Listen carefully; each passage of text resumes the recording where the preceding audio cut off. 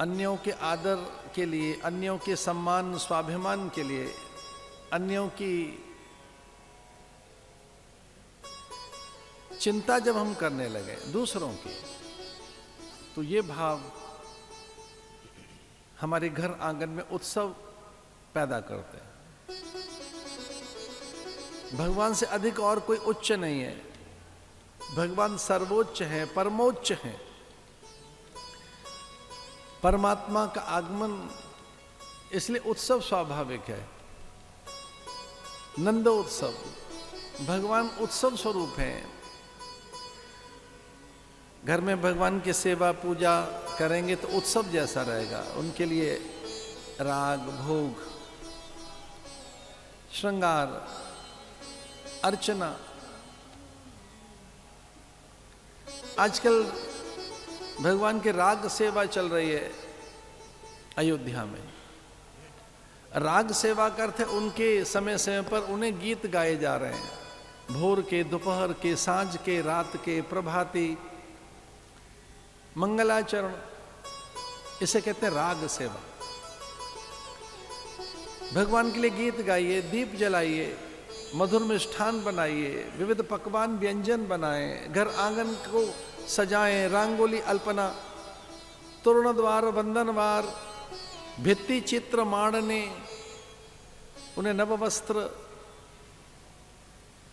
पुष्पों से घर सजाइए, घर में गंध, घर में दीप जलाइए, घर कोई उत्सव बनाइए। हर दिन अपने घर के भीतर नए उत्सव करो। 12 ज्योतिर्लिंग जरूर जाओ, पर कभी ऐसा न हो सके तो घर में ही वैसा वातावरण बनाइए। 4 धाम जाओ, बद्रीनाथ तो घर नहीं आएगा, पर एक दिन विचार करो कि बद्रीनाथ में कैसे सेवा होती है, वैसा घर सजाएंगे। द्वारिकाधीश के लिए कैसे 56 भोग लगते हैं, श्रीनाथ जी की कैसे सेवा होती है, घर बनाएंगे ऐसा वैसा। वैसा दीपदान, वंदनवार, मंगल कलश, स्वास्तिक,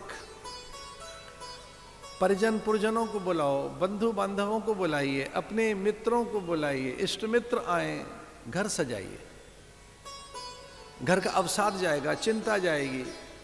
निरंतर जो हानि और हिरास का विचार आपके मन में बैठा है वो कम होगा। अन्यों के दोष देखकर, अन्यों के दुर्गुण दुर्बलताएं देखकर मन हमारा बहुत नकारात्मक हो जाता है। जब बहुत नकारात्मक दिखने लगे मन को, आंखों को, वैसा ही सुनना अच्छा लगने लगे तो मन दुर्बल हो जाता है। सस्ती बातें ले रहे हम, बहुत न्यून बातें, ऐसी बातें मन तक नहीं पहुंचाओ। इन्हें दूर करने के लिए घर में उत्सव रचिए, तीर्थ जाइए, संत के पास जाओ। इसलिए घर में उत्सव करो। भगवान नित्योत्सव हैं, घर में रसोत्सव, मंगलोत्सव करिए, पुष्पों से घर सजाइए। भगवान जब से गोकुल में आए, परमानंद आ गया, अखंडानंद आ गया, नित्यानंद आ गया। लक्ष्मी ने कहा हम यहां से जाएंगी नहीं, वहीं वो क्रीड़ा करने लगी, वो खेलने लगी, वो वहां के मृदकणों में, रजकणिकाओं में वो धूल धूसरित हो गई, अपना वैभव विसार दिया लक्ष्मी ने। लक्ष्मी का जो अपार वैभव है,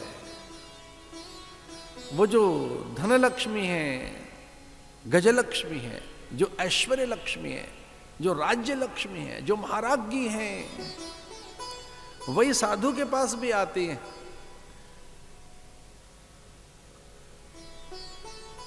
आपके अच्छे संस्कारों से, आपके शील, आपकी पवित्रता से, आपकी सुचिता से वो प्रभावित होकर आपके पास आएंगे धन के रूप में, वैभव के रूप में, सिद्धि प्रसिद्धि के रूप में।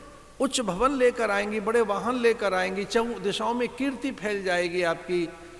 बड़े बड़े लोग आपसे संबंध बनाने के लिए व्याकुल होकर पीछे पीछे दौड़ेंगे आपके। जब वैभव लक्ष्मी आएगी, ऐश्वर्य लक्ष्मी आएगी, राज्य लक्ष्मी आएगी, महाराज्ञी आएंगे आपके यहां, तो क्या नहीं होगा। आपकी सुचिता, पवित्रता से, ऐन्द्रिक संयम से, आपकी सत्यनिष्ठा से जब वो रीझ जाएंगी तो चहुं दिशाओं में आपका ऐश्वर्य सबको आकर्षित करेगा। तो जब लक्ष्मी गृहस्थ से प्रसन्न होती है तो इतना दे देती हैं, और जब वो साधु से प्रसन्न होती हैं तो उसे वैराग्य दे देती हैं, ज्ञान दे देती हैं। वैराग्य लक्ष्मी, उसे वैराग्य लक्ष्मी कहेंगे। साधु को वैराग्य दे देती हैं कि रंगले भंगले ये सब मन निकल जाता है। एक बार ये नाटक कर लो, फिर मन यहाँ से निकालेंगे। और इस तरीके के नाटक तो 30 साल से हम कर ही रहे हैं। एक को खेल बनाते हैं, खेल का हिस्सा बन जाते हैं, उस हिस्से के साथ खेल खेलते रहते हैं, खेल में से बाहर आ जाते हैं।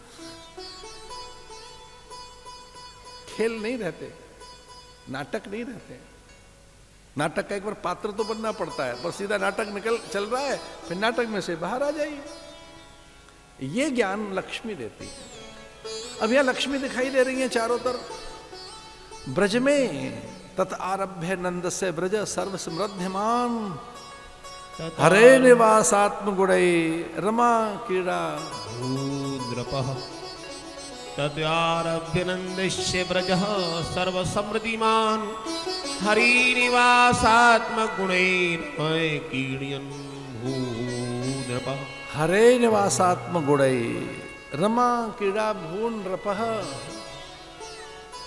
अरे राजन देखो तो सही, लक्ष्मी क्रीड़ा कर रही है रज में, वहां के पवन प्राण प्रकाश आकाश में, फल फूल में, दूध दही घी माखन में।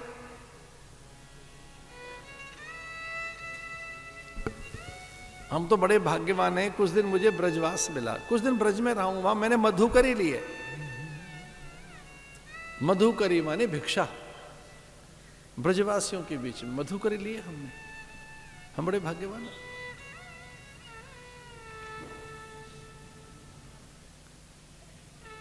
एक आध बार वहां के नंदोत्सव भी देखें। ब्रज का तो आनंद ही अलग है।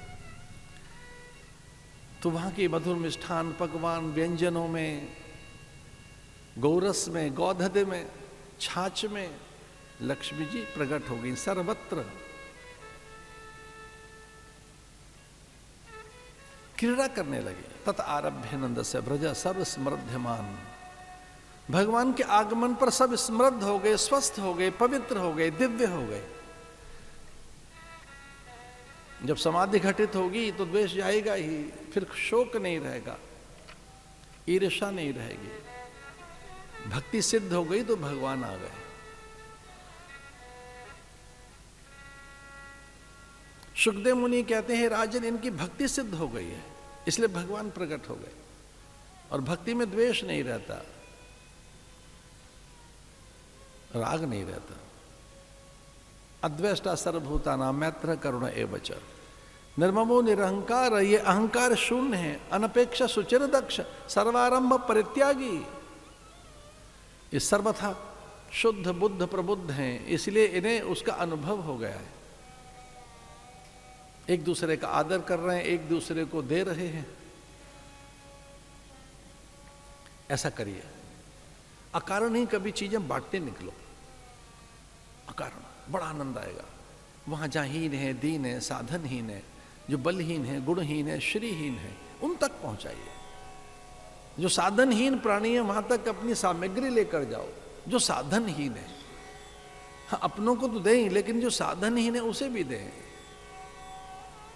एक दूसरे को बांटने लगे। कोई गोरस दे रहा है, कोई माखन दे रहा है। उत्सव, एक दूसरे के राग लगाने लगे, चंदन लगाने लगे, गुलाल अबीर, ये उत्सव है।